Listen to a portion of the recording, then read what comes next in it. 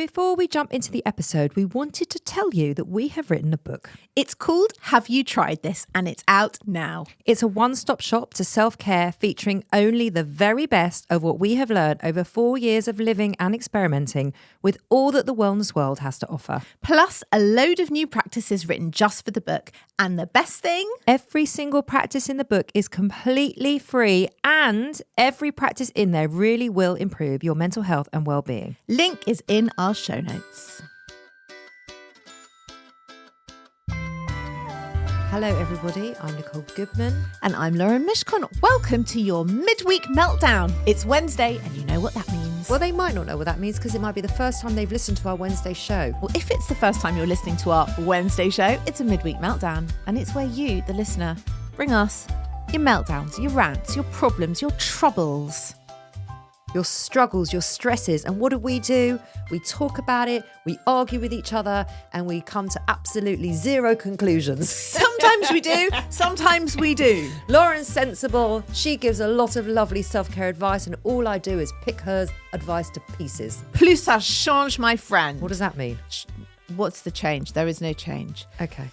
Shall we go into today's question? You're going to like this one, Nicole. I feel like it's going to pump you up. Really? In a bad way, possibly. Oh, okay. Dear Nicole and Lauren, here is my meltdown.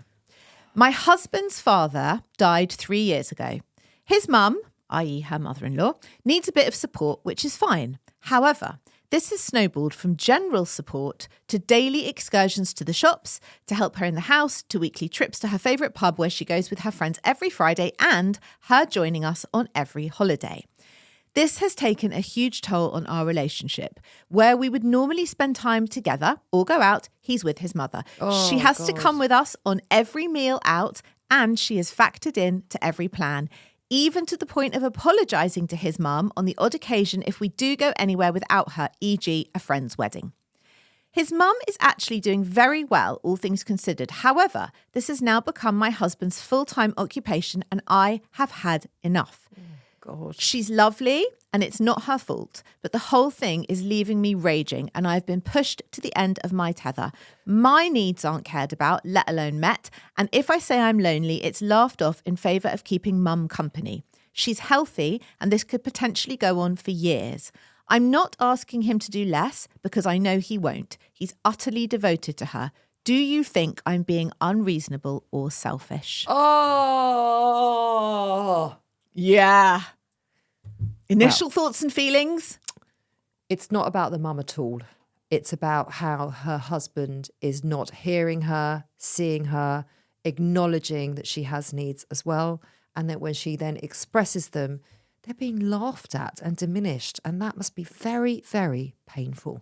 And no, I don't think you're being unreasonable or selfish. Like you even needed that answered, but I'm saying it anyway, because no, you're not. It is amazing how women can kind of gaslight themselves into thinking, oh, I have this need, I have this feeling, now I'm going to make it wrong, and I'm going to beat myself up for feeling something that is very real, but actually I'm going to tell myself that I am a terrible person for feeling that way.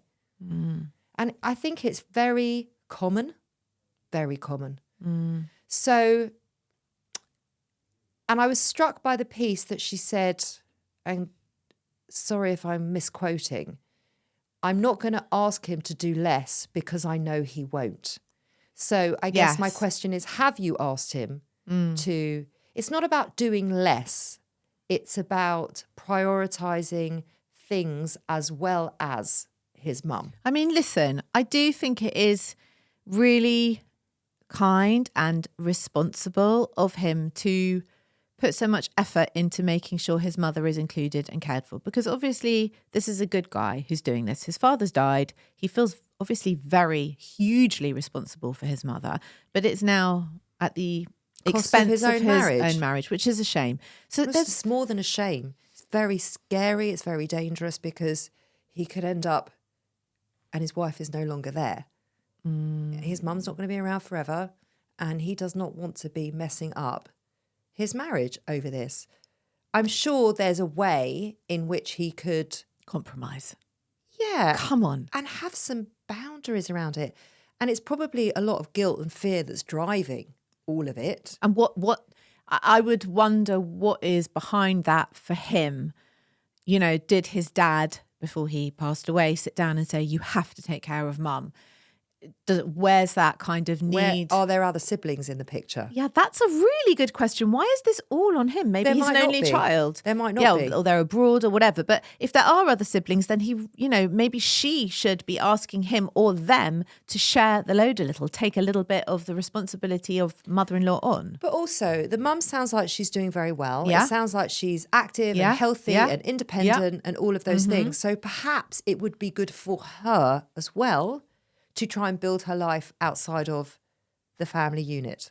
We also don't know what the relationship was when she was still married to his father, as in they could have been in quite an unhealthy, enmeshed mother-son relationship anyway. You know, it could have always been like that. And now the father's not in the picture. It's all about the two of them. But that must also feel very excluding for the wife to be the third wheel effectively in that relationship. It really shouldn't be that way. No, it really shouldn't. So in answer to your question, no, as Lauren said, you are not being unreasonable at all. And for the main reason that you feel you have every right to feel what you feel, regardless of what it is. You have every right to feel it. And we have to stop doing this whole gaslighting number on ourselves of making ourselves some sort of villain for wanting for things and needing things. So you're not being unreasonable. You are definitely not being selfish. And also there was a block in the question, wasn't there? I'm not going to ask him to do less because I know he won't. And I guess I have questions around that piece because have you asked, or are your expectations just very, very low? Have you actually opened up a difficult conversation, an open conversation, not to blame or to accuse, but actually to create a different impact and to create a change and more connection between the two of you? I think that's quite solid. It's been 3 years, so Yeah, it's enough time, and also don't let it become 4 and 5 years, I would say. Yeah. Because it gets so entrenched that you can't get out of it. Listen, it sounds tough for you, listener. I'm sorry. And we send our love very much, and we thank you so much for sending that in. If you want to be a part of this show and you want to send us your rants, struggles, questions, whatever emotions, you want to get off your chest, and you are very welcome to do it anonymously, as the ladies have done in the last 3 to 4 weeks, or send us your name and we'll read it out if you want. Yeah. But share with the gang. Yeah, share with the gang. You can email us hello@theselfcareclub.co.uk. All of our links are in our show notes below, so you can just scroll down to that. And we'll be back on Friday with our weekly wellness roundup. See you then. Bye-bye.